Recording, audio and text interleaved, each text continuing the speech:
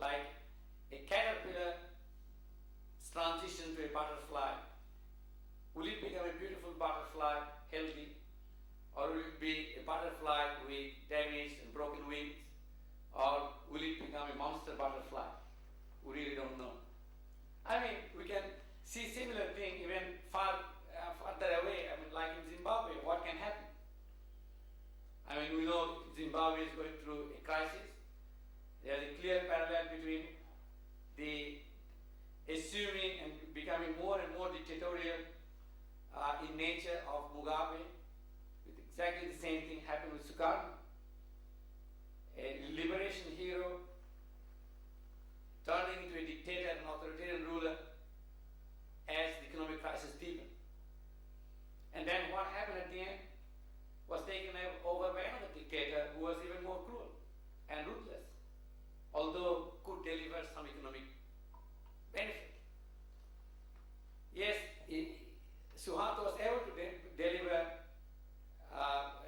economic benefit for 30 years, but when the crisis came, the decline in the economy was larger than the economy was growing at 7%,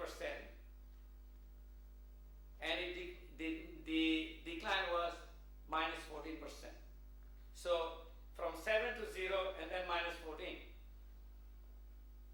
Okay, even in the depth of Great Depression, it didn't happen like that. So what you see there is a complete breakdown of the system.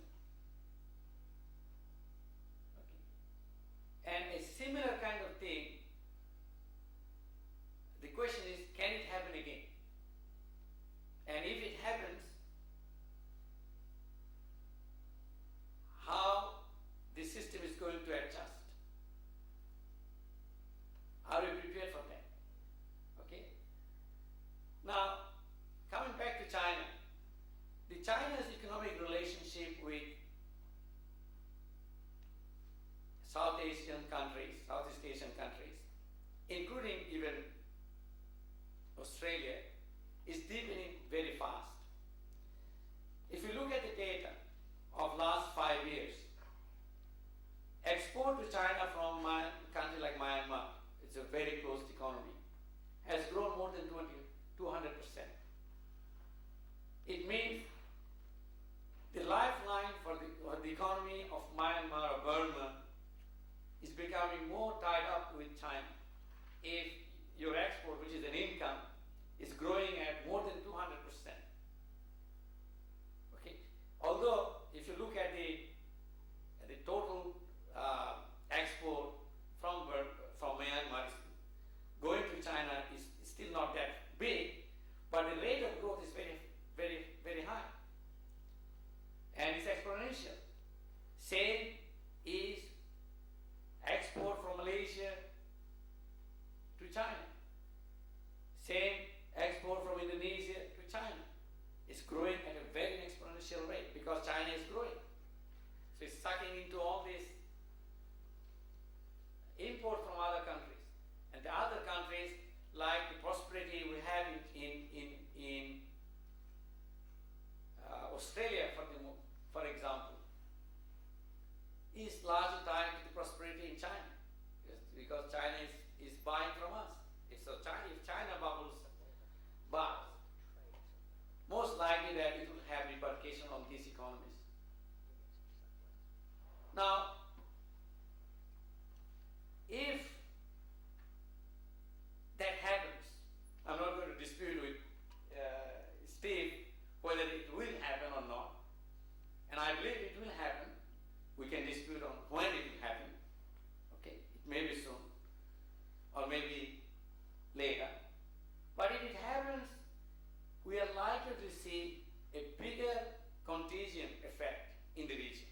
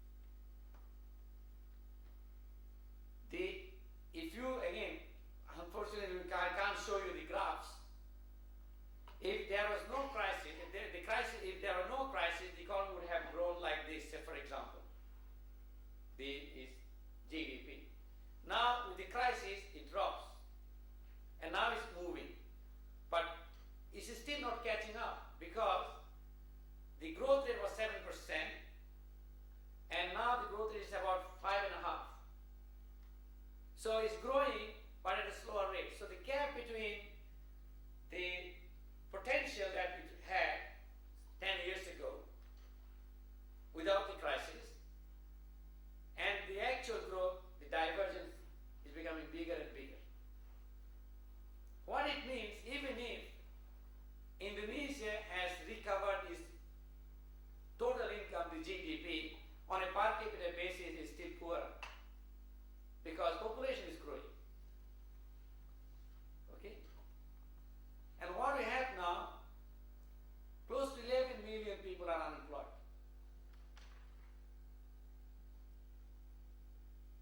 And if you break down, 60%, over 60% of unemployed are youth.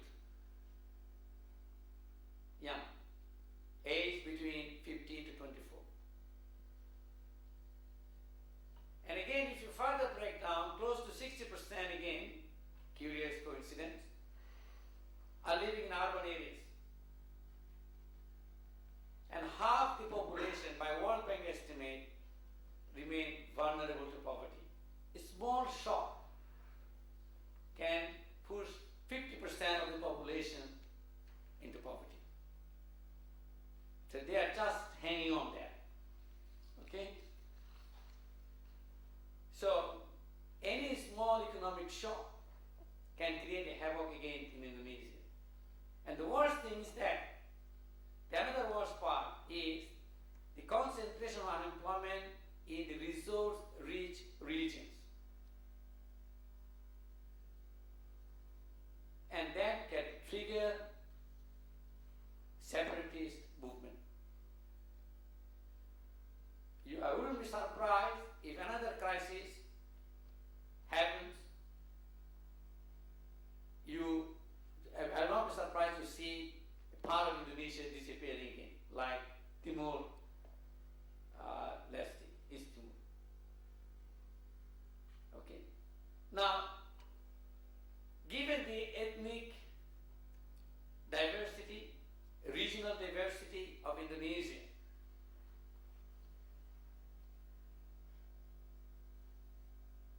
can it become an Yugoslavia of Southeast Asia? These are big issues that Australia, as the nearest neighbor of Indonesia, our nearest neighbor in Southeast Asia, we have to worry about and build into our foreign policy and economic aid policy. How do we stabilize Indonesia? How can we help Indonesia in overcoming youth unemployment? Okay. How can we help Indonesia to consolidate its democracy? That it doesn't go back into a dictatorial or move to an illiberal democracy. It can have regular election, but the country is not tolerant. It's illiberal democracy, like we have in many Central Asian countries. And we saw movement towards illiberal democracy even in Malaysia immediately after the crisis. The way Mahathir handled his deputy prime minister. Okay. And the way I felt, even dealing with the Australian diplomats when I was in Indonesia, there is still too much focus on individual. Choose the government officials with whom we can work. Support the leader who appears to be more charismatic and decisive. So it's still a personality base. As Paul Keating developed his personal relationship with Suharto. So everything that Suharto does is good. Or anything George Bush does is good for Tom Howard. My argument is that don't focus on individual personalities. Focus on institutions. Try to strengthen the democratic institutions. When we are giving aid, try to give aid in the projects dealing with human development.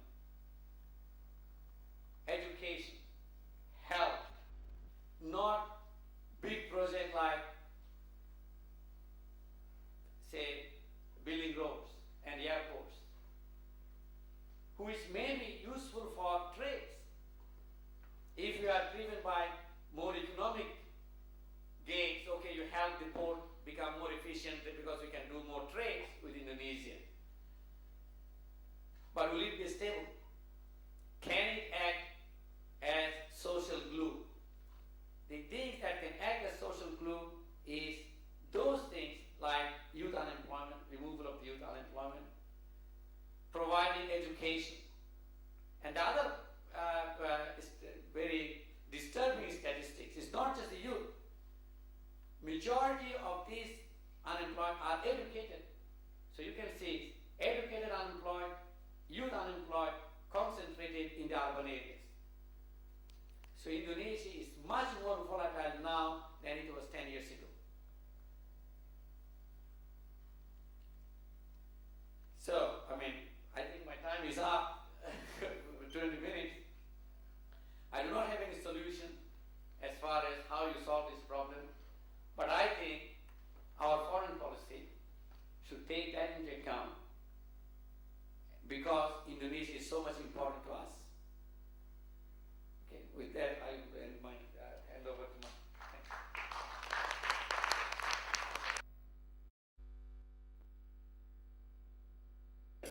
And he's been working full-time in the union movement as an organiser for the last 20 years, including with the Tasmanian branch of the Liquor Trades Union, and he's also worked as a trainer with the Trade Union Training Authority, and I'd like you to welcome Mr. Mark Lennon, please.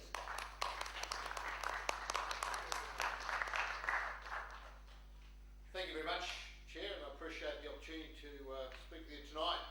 Very interesting when Steve was speaking about our level of debt. I think it's appropriate that over here we've got the big fella, of course, Jack Lang, and of course in those days it was debt owed by, or sovereign debt owed by the state government, of course, to the British banks, but he just said, don't pay it. So there's always one solution we can do in these sorts of times, but not one that I in particular would recommend.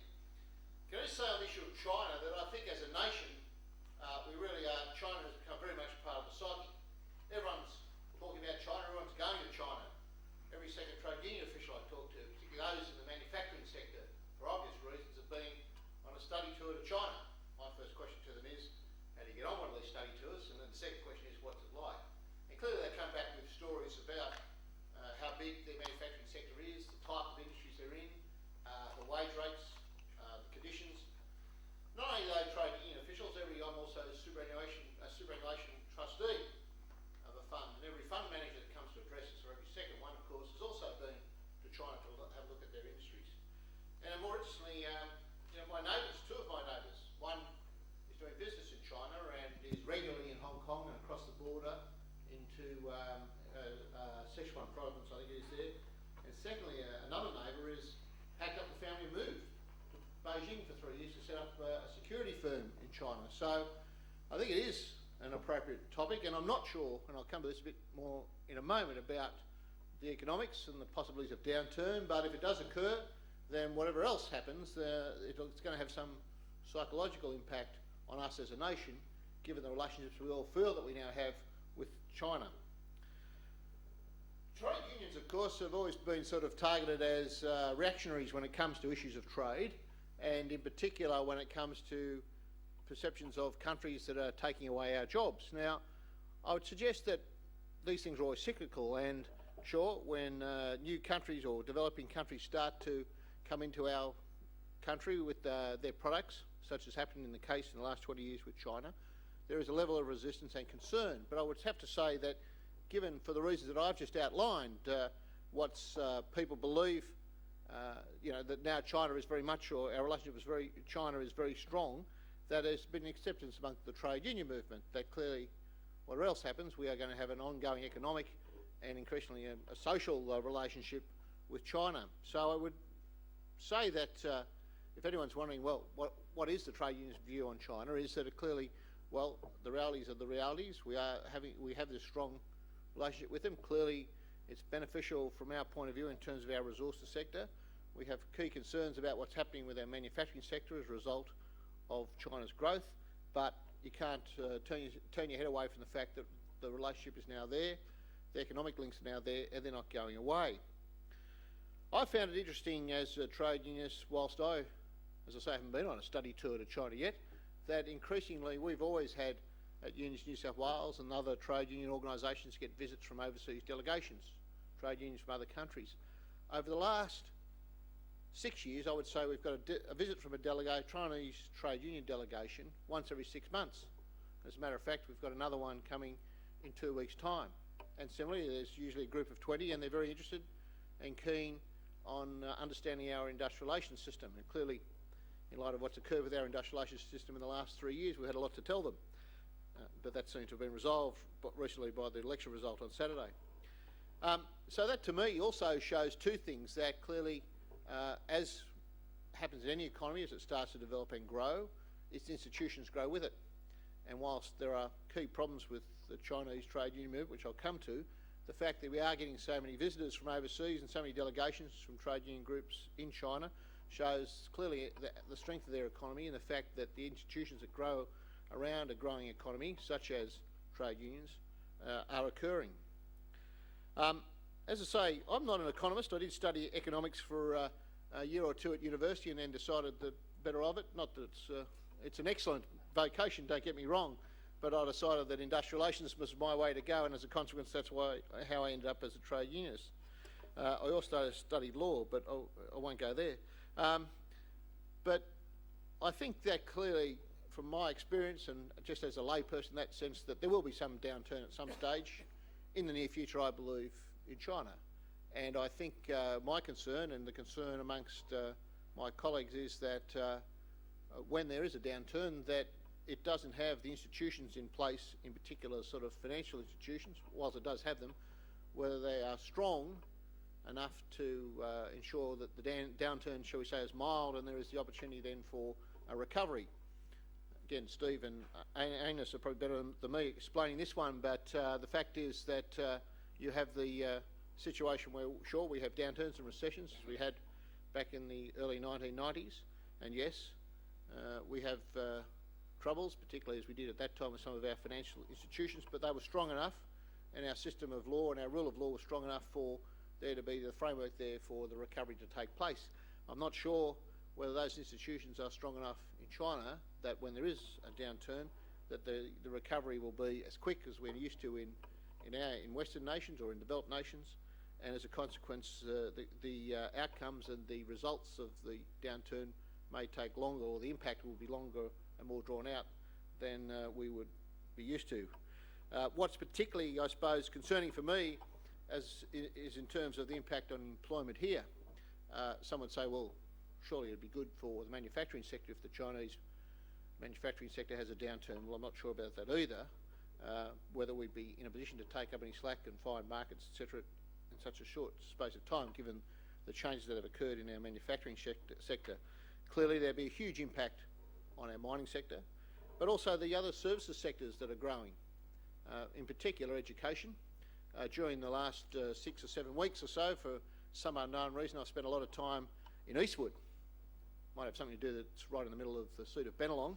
But I found it very interesting. I was out in this Eastwood Mall most Saturday mornings over the last 6 weeks or so, and it's remarkable the number of Chinese students that are in that area, a lot of them studying, of course, at Macquarie University.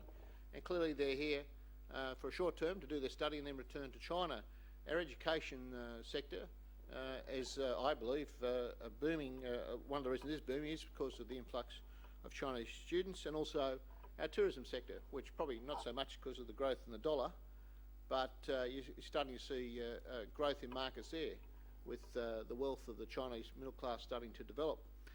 So they're the key areas that I have concern about if and when the Chinese bubble does burst. More importantly, though, I think going forward as a trade union movement and as trade unionists accepting the fact that we're going to have this ongoing relationship with China, the proposals on the table, of course, is that we move to a free trade agreement with China. Now, again, I'll defer to the economists behind me here, but I don't know that these sort of things, these bilateral agreements are actually free trade. The one with the US, I think they're better termed preferential trade agreements. And certainly we would have a lot of problems and a lot of concerns with a bilateral free trade agreement with China. That's not to say that we're arguing that we should return to the good old days of tariff barriers and high tariff barriers. Again, I think there's general acceptance with my trade union colleagues that those days have gone. The fact that, say for the car industry and the textile industry, most tariff barriers have disappeared, and the fact that the appreciating or depreciating dollar, whichever direction it's going, probably knocks out any tariff barrier anyway, means that we don't think no one's proposing a return to the days of tariff barriers.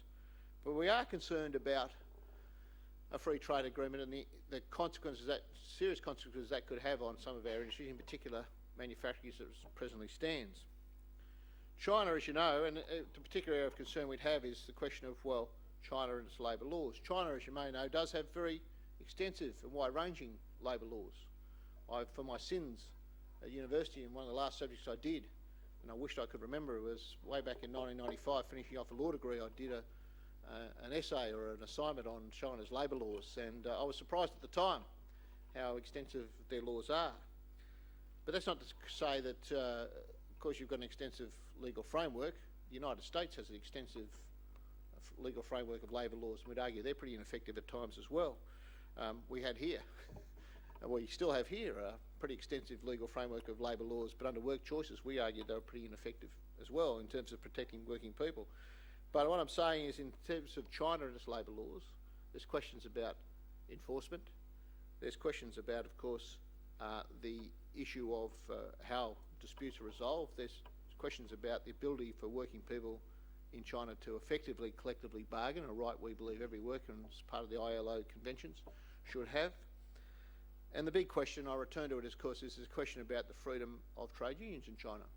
All of those trade unions that I talked about, trade unionists who have visited us over the recent years, aren't free trade unionists, or they're not members of a free trade union. They're members of government-run and Communist Party-controlled trade unions. The funny question, and myself and my colleagues who speak to these delegations, and they are, don't get me wrong, genuine people, and we respect them as visitors to our country and enjoy them coming to talk to us, and we do get a lot and they get a lot from us, and it's quite interesting, the interaction. But one of the questions that does surprise us to a degree is they ask us who pays our wages. As trade union officials, who pays our wages? And we say, well, the answer is simply the members. They pay fees to the union, and from that the union pays the wages to its officials, which of course isn't the case with them. They're paid via the government.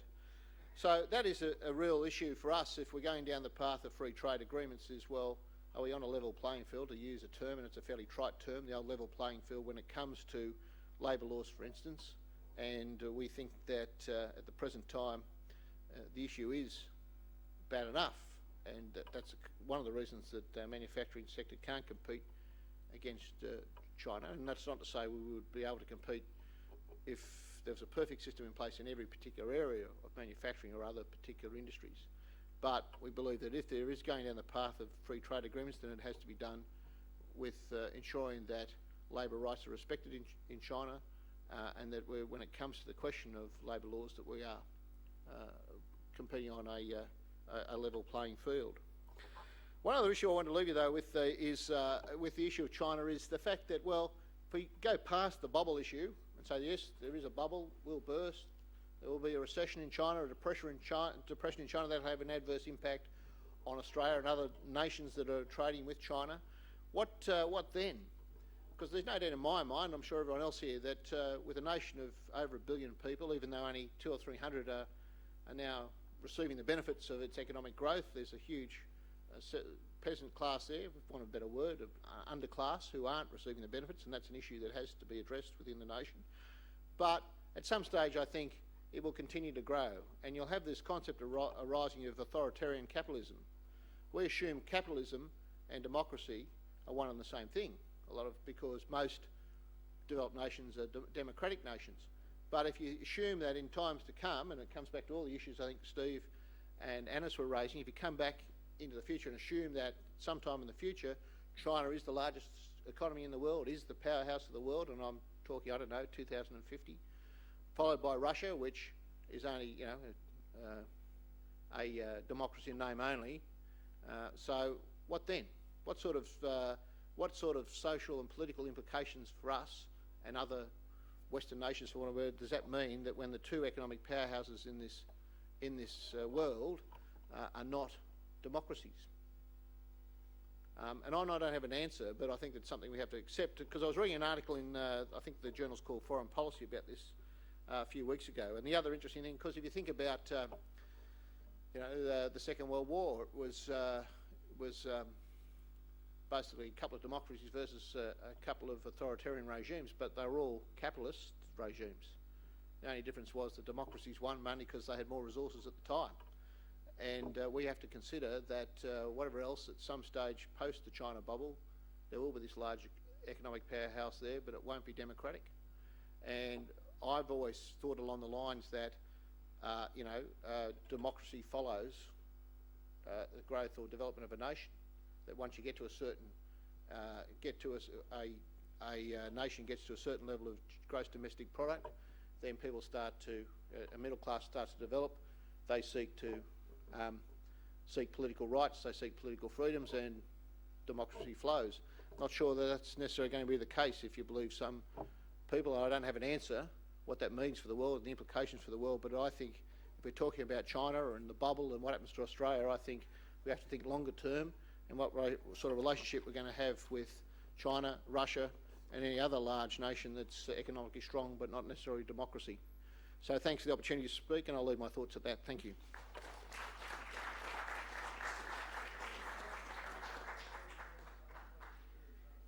Thank you, Mr. Mark Lennon, for making us vividly aware of something that I've always believed, that capitalism can be separated from democracy. They don't have to be together, you know. And also that there are no free trade unions in China. When the downturn happens in China, and I think you said when, not if, when that happens, they won't have the same checks and balances which we have, and what will cushion the blow, not the scaffolding which we have in this democratic country, and therefore the blow under those circumstances may be slightly more severe. Who knows? Who has a crystal ball? But those were vivid thoughts. Now I'd like to remind you in the Roundtable Forum, supper will be at 9:30. That's what you've paid for, among other things. Not the only thing, I hope. Now, Fort, that's the fellowship that sponsors the Roundtable Forums, would love to keep in touch with you. If you haven't already put your telephone number in the attendance book, which Robin at the desk has got, we'd like you to fill in also one of those forms which tells you basically what we are, so that we can keep you posted for future meetings. And we will have future meetings here in Parliament House. The 7th in the Roundtable Forum series will probably be held in February or March of next year, and that's not very long, that's not very far away. So if you want to be kept in touch, fill in one of those forms and give it to Robin if you haven't already. And also, if you want to join, that's even better. Now, I'd like to say that we're indebted to our Assistant Secretary, Kathy Stiles, for basically doing the groundwork that got us these 3 very brilliant speakers in our 6th Roundtable Forum, this topic, the China bubble, regime change in Southeast Asia. Kathy Stiles worked, I won't say 24 hours a day, but she did a damn good job. None of us are paid in the Roundtable Forum. This is strictly a labour of love for all of us. We just like having these forums, and we hope you do also. Now, when you ask your questions, if you could direct the question to whichever speaker you want by name, and if you don't direct the question to a speaker, then I suppose any speaker who wants to will be able to answer it. But it's better if you direct it. We'd appreciate that. And if you want to come up to the mic, you can do that. And if you prefer to speak from the floor, if you've got a nice, loud, stentorian voice, you can speak from the floor. Provided we can hear you, we don't mind. So you have 2 choices. You can either come up to the mic or ask your question from the floor loudly, whichever way you prefer. And supper will be at 9:30. And so I'll now ask for questions. And the first one is from John, and the second one will be from Hugh. So over to you. Before the election, John Howard was boasting about having reduced the net foreign debt down to, I think it's currently around $1 billion. That's just for the federal government, of course. But he did that with asset stripping, which you can only sell an asset once. But you spoke generally of of the debt, but not so much about the net foreign debt. Mm. The net foreign debt, I mean, apart from the federal government, which has been reduced through asset stripping, is self-exaggerating with the positive feedback. I mean, it's out of control. Yeah.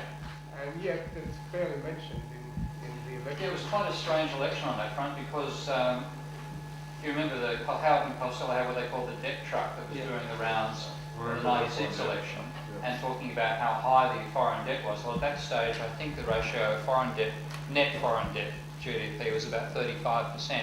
It's now 55 to 57%. So it's risen under their control, and Labor didn't return the favour, which I think was a bit of a pity. I wish they had, just to bring that one home. And when I did the Centre for Policy Development report, which you can download from the Centre for Policy Development's website, by the way, if anybody wants to take a look at that report, I deliberately included government debt on my chart. I didn't put in foreign debt there because it was quite a confusing figure overall, but I'll explain why in a moment. But private debt was just doing this, and government debt way, way down below was heading down towards zero. So over the time that Howard and Costello raved about reducing Australia's dependence on debt, government debt's fallen from about 7% of GDP to 1%, which is levels of trivia, while private debt has risen from 80% to 160%, which is from astronomical to breathtaking.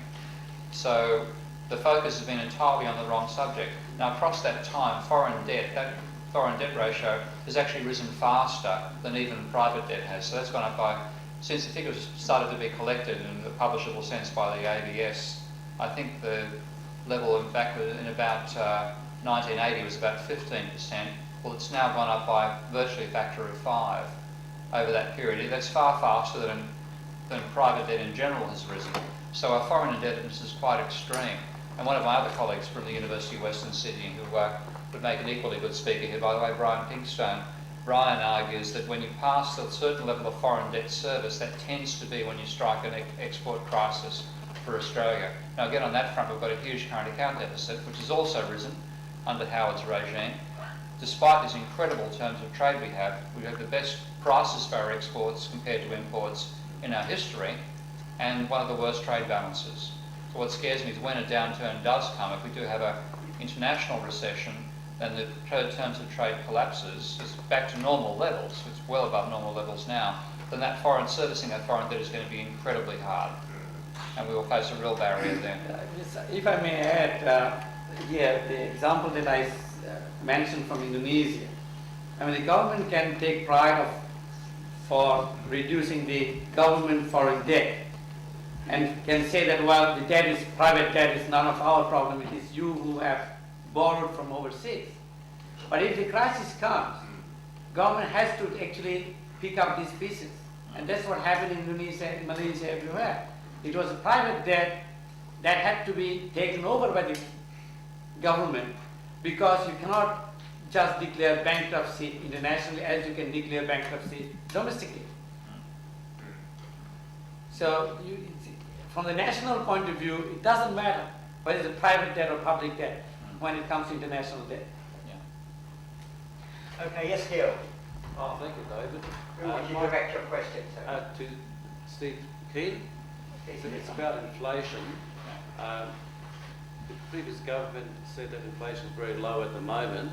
Back in '93, when Keating was the Prime Minister, inflation was fairly high, and for political reasons, the government at the time changed the way inflation was measured. And they all congratulate themselves because inflation suddenly went down to acceptable political levels. Now, when the Liberals got in, they continued the same new method of measuring inflation, which they say at the moment is very low. Now we know prices are rising quite considerably every month in the supermarket and so on.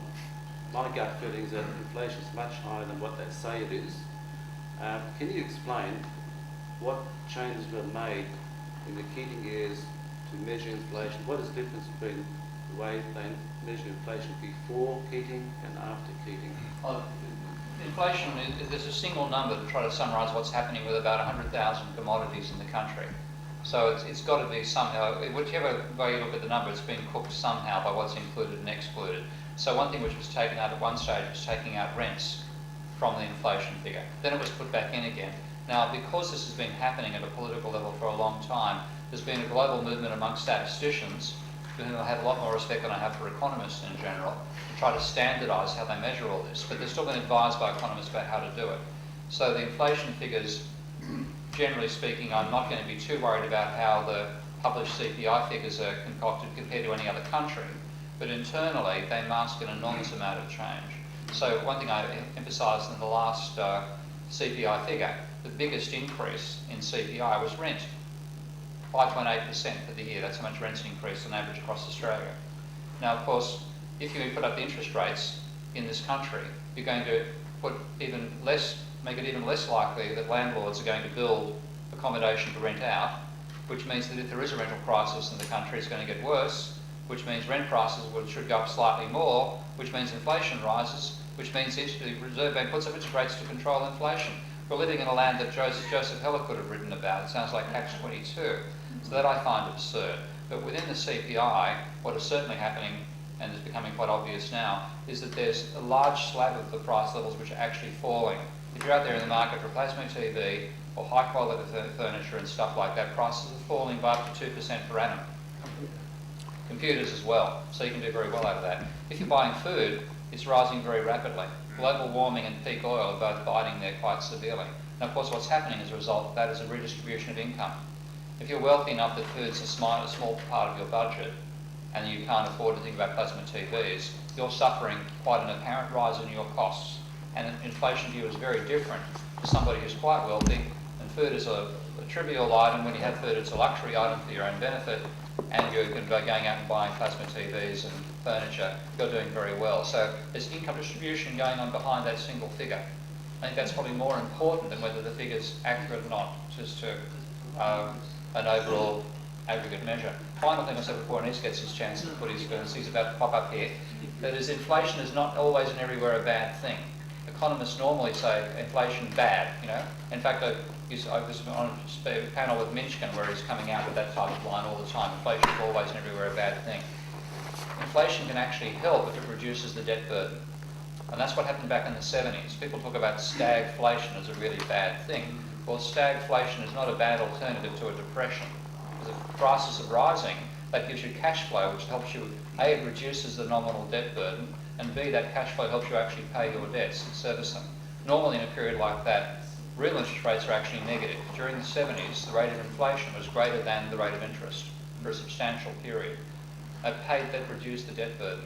You don't want to have deflation. That's the worst thing you can experience. With falling prices and high debt, you get the situation we had in the Great Depression, where you pay your debts down, but in fact the cash flow falls by more than your debts, and at the end of the year you have a higher burden than you had at the beginning of the year, even though you've paid your debts down to some degree. So I think inflation may actually save us. So there are a couple of ways in which it could happen. One being wage breakout in China, which seems to be finally happening to some degree. Global warming, which is not exactly a good thing to wish for, and peak oil. They're both going to drive up agricultural products. They can both cause inflation. So we have a very, very weird time to be living in right now, where inflation may actually be increased by factors that are non-economic,